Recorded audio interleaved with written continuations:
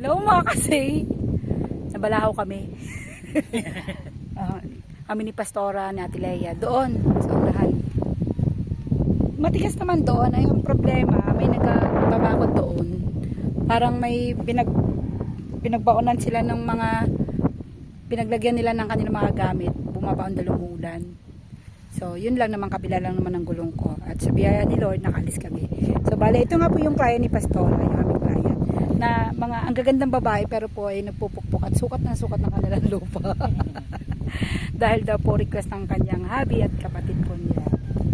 At si Pastora po, yan, may dala-dala pong martilyo na ang laki-laki. Si tangkal lang po ang laki. Yan. Si Ate Leia naman po, inaabangan yung isang client doon. So, yun nga. Yan po, ang tawag doon, yung panalistro pa lang po nagkabulbul na.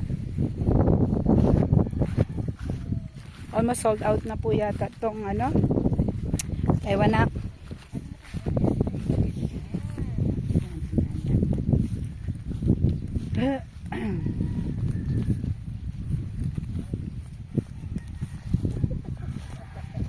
Ayaw din.